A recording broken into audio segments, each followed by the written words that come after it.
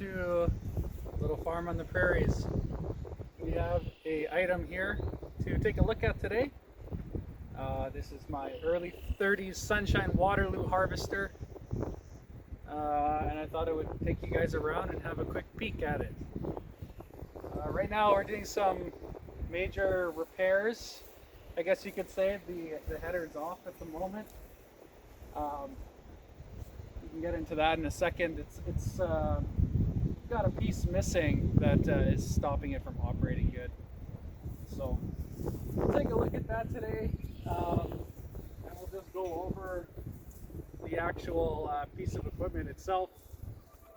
And yeah.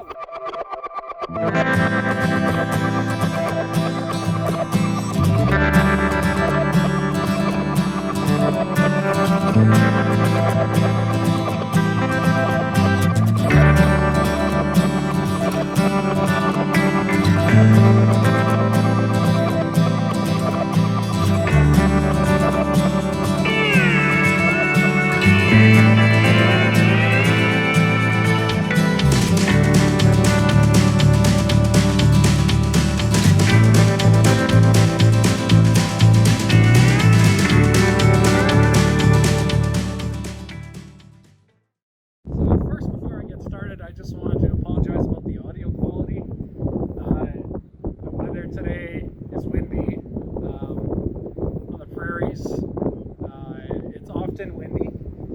I decided to pick up this little Rode USB-C microphone that plugs right into the phone. I thought was a great idea. I've heard that they're pretty good. I'm just getting started here, so that's kind of in my budget, and I kind of made a little bit of a mistake. I've got a DJI Ohm 4 gimbal, and I totally didn't think about it, but this just gets right in the way of the gimbal, so not sure what I'm going to do yet. I can plug it in with a microphone jack, and I might just strap it to the tripod or get a lapel mic. I don't really want a lapel mic. I don't want to get that crazy. A lot of things I'm going to be doing is walking around and sitting on things and whatnot. So anyway, it's in the works. We'll put that off to the side for now, so apologize. So this engine is in quite good condition. It had the head rebuilt. One of the valves was seized when I bought it, when the previous owner had it, and he had fixed it up. And it runs quite good. I'm having some magneto issues right now. I think the impulse is too weak because you can pull start it, but it's very hard to start by hand. It's a full water, a full flow water system, so it doesn't rely on just convection to move the water. It does have a water pump and the governor. The engine kind of sits on the frame, and it's got one gear that drives down on this big bull gear on the actual driving wheel itself. The drive wheel, it's only got one drive wheel because it's kind of a tripod. There's two front wheels and one back wheel, kind of like a swather, if some of you guys know some of like the versatile swathers and stuff where they have three wheels. It works. It's a little sketchy, but it works pretty good. You have the transmission here that also acts as the start and the hand start. So you have to have the clutch in when it's out of gear, and you can start it. We've got a little toolbox here. You can manually engage the clutch. It's an over-centered clutch here, and then it also actuates a lever in the driver's quarters. So, and this is your gear shift lever. You go into different gears, you move it over and back and forth. And this lever and this lever activates the unload auger or the actual driving mechanism of the combine itself. So yeah, once you start it, this handle is removed, and you can see that the power takeoff off the back runs the unload auger here. So like I said, this is an early 30s Sunshine Waterloo combine. The reason I'm filming this now is because I'm going to be middle of getting this ready. We have a crop planted, which I'm going to make a video of shortly.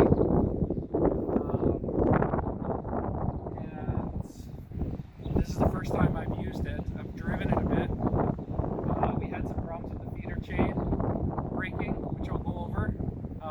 But here's kind of a short overview. It's got a Wisconsin 4-cylinder engine that I believe was made for this model number. What was the model? VIL10 was the model, and I can't find any info about it. So I think it was specifically made for this. Yeah, 4-cylinder.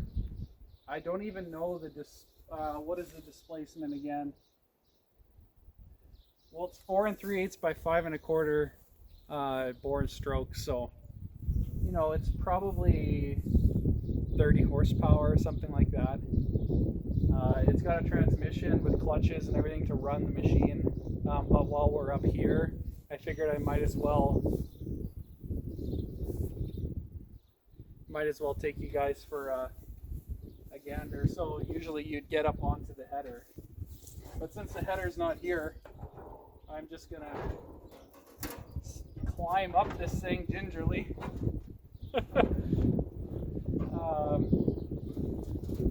Yeah, you take a seat.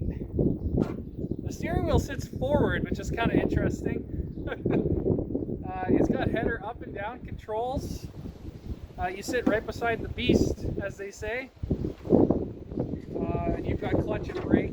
Clutch is a hand clutch. And it steers one wheel in the back. Not much else to say there. It's got an exhaust pipe that's right by your ears.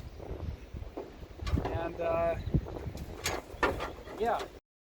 So one other thing I didn't mention was I have the carburetor off at the moment. I cleaned it up and rebuilt it.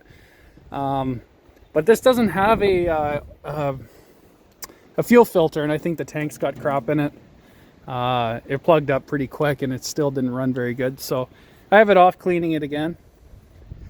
There was a repair here as usual. The block cracked because somebody left water in it and it froze.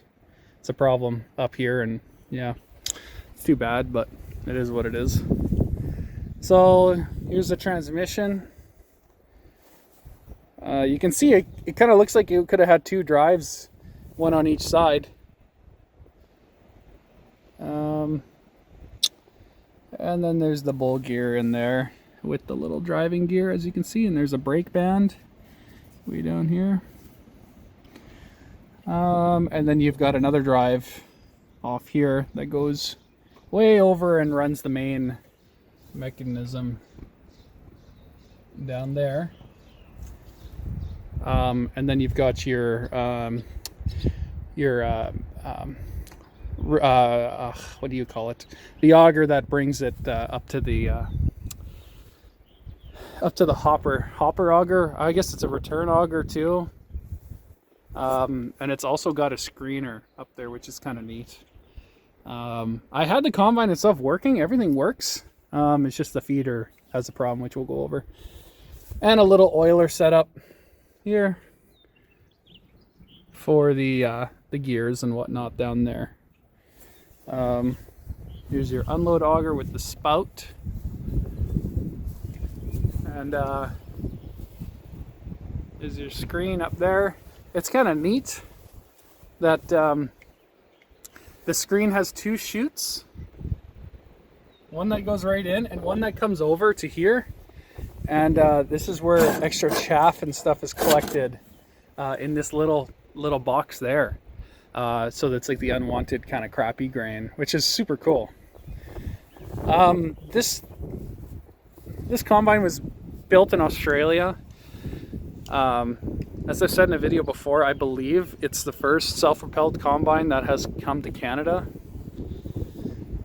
And the Australians didn't have as good yields on their crops, from what I understand. So there was baggers attached to this, so there wouldn't be a hopper there. There would be a bagger. Well, a chute for bags to sit on, and then a guy would stand on the back and bag the grain and just put it off to the side. but our yields were good in Canada and the US, so they actually made a hopper and an unload auger for it. You can see here, rear drive or rear steer wheel, which actually steers very well. Somebody has added rubber to it. Probably would have had one steel band of it originally. Sunshine Waterloo. I'm not sure if that's original paint or not. It has been poorly painted, but painted nonetheless. Somebody went through the trouble of the previous owner replaced a lot of the wood boards. They were rotten. And then you've got the one big drive wheel, or just an idler wheel on the other side. You got your riddle box and your shakers all up in here. Let's see if I can get a shot of that. Everything works. And we'll go up in here. There you go. You have a good idea. It's quite a neat system. Here you have your blower slash concave. The blower is on each side and the concave's in the middle with the drum. It's kind of a neat time to show because usually you wouldn't be able to see this with the header on. But there you go. Forget what that's called, if this is a rasp bar. You can see here, there's one down there and one here, and they get quite close. And that's adjustable too. So if you ever hear farmers and people talking about adjusting their concave, that's what they're adjusting, the depth, the gap between these two bars. And you don't want to crack the grain or wreck the grain, so there's a kind of a certain point you'd want to have that set at, and depends how tough the grain is and what's going on with the grain. So here's a lot of the main drive mechanisms. You have a big chain, a roller chain. I had the original manual for this, and roller chains weren't really a thing, so they go into great detail about taking them off and cleaning them and keeping them in good shape. Most of the chains were styles like this. I forget what this is called, a removable link chain or something like that. But then you've got some big fat beefy chains, roller chains in there. What else can I say? There's a spring up back there. I'm not sure what that's for, to be honest. You can see behind the chain. That goes off the main sprocket. Maybe that's like a dampener. You've got a power lift, which is really cool. This shaft spins all the time.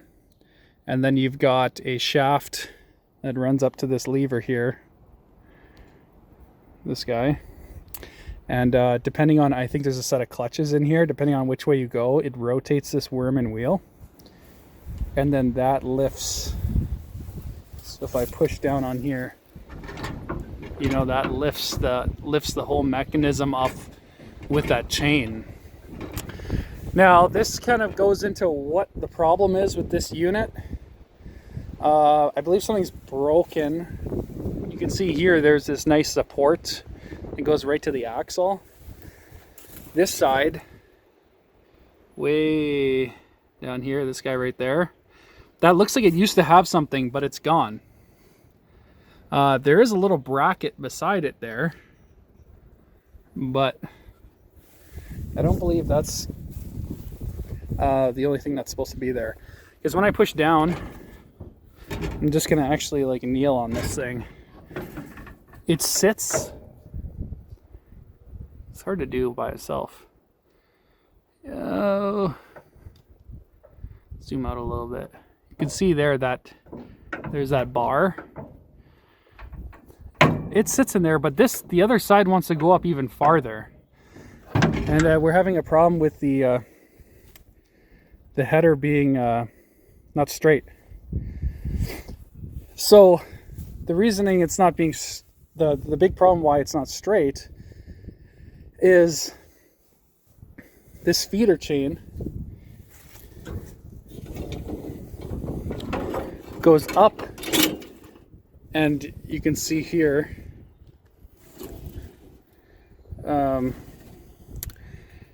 it's connected to 2 bars there and there, and it also connects here, which is actually what drives the whole thing for the feed, what do you call it? Whatever you call it. I said it before. Anyway, so if it's not straight, the way it goes on the gears, it gets sideways. And actually, it jumped off. The last guy who owned it went and replaced all the links. Where are we here? There you go. You can see that that side didn't break. But this side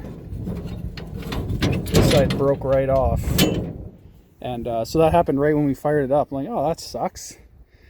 So that's why the header's off right now, because we have to figure that out. Straighten up a couple things.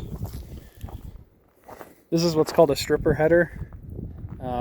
I think even some of you full-time farmers probably wouldn't know exactly what this is. It's not very common, although I have seen guys in the States use stripper headers. Basically, it just strips the top,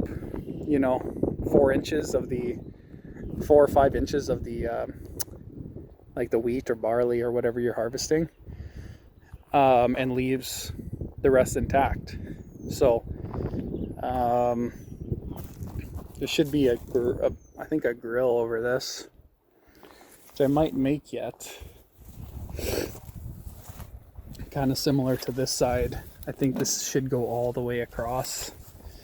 But we'll try it. This all works great. The knife bar and everything.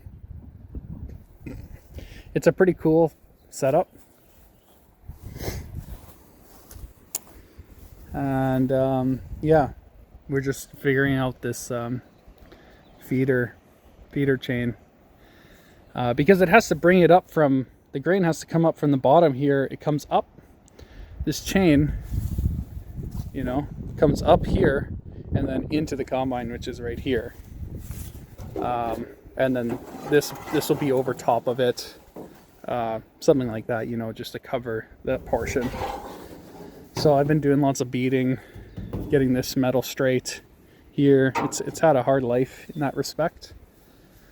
What else to say? Oh, probably a lot of you have already seen this. I'm pretty sure this is not factory. It has a rubber belt for the fan. So this is your main blower, but then so it takes it off a chain drive on that side, and then this side it takes off rubber down to your secondary blower, I guess, to blow the chaff and stuff off the grain as it's back here. So I'm just gonna leave that. It's not correct, but it works. And yeah, you can adjust there's some more adjustments for your I'm not exactly sure. It's something to do with the boxes in the back and the spacing, and same with that. Yeah, there's a bit of a shot of the unload auger mechanisms and your return chute. Overall in really nice shape, considering how old it is. And I know that the previous owner harvested with it, and actually there's an article about this combine that the owner had was asked to take part in, which is kind of neat. Yeah, so the front piece here, you can see it needs a little bit of love. It's a little beat up. I'm gonna hammer that out. Once everything's set up nicely, I might repaint it eventually. Take the engine off. The engine itself, the radiator's been fixed quite poorly. The little previous owner was not happy with that either, actually. And they left this god-awful writing on here that I'm going to try and get off. Just a pressure gauge there, that's all you got. I might add a temp gauge. I know it's not correct, but I want this stuff to last, so probably something I'm going to do in the future. This year, before we actually run it and use it for a crop.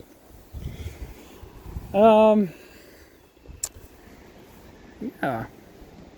There's not a whole lot else to say. We're going to go more into detail and get some really good clips of it running once it's all together and we're actually using it in the field.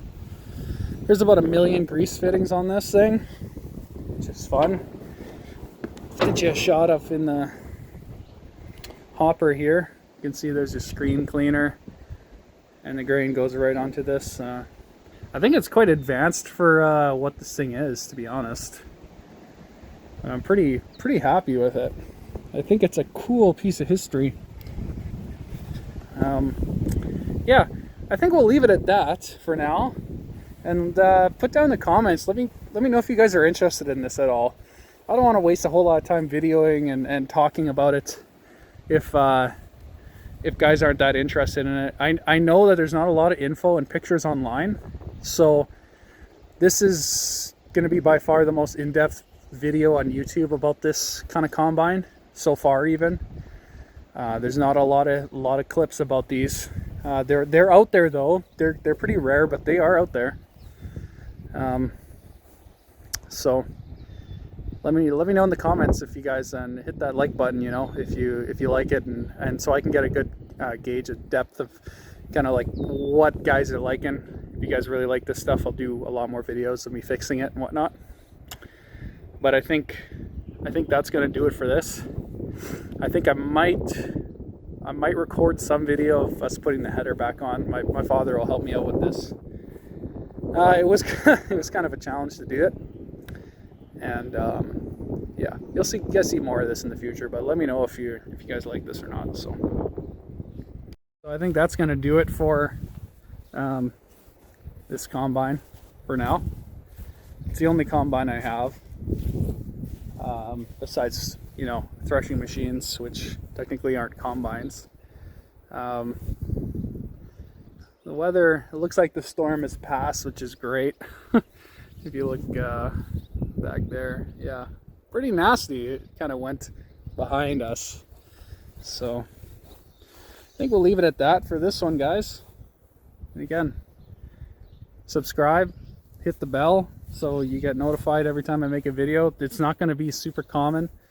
I'm not doing a scheduled upload time or anything like that. It's just going to be whenever I decide to make a video. I have a full career and job and projects coming out of my wazoo that I need to get done.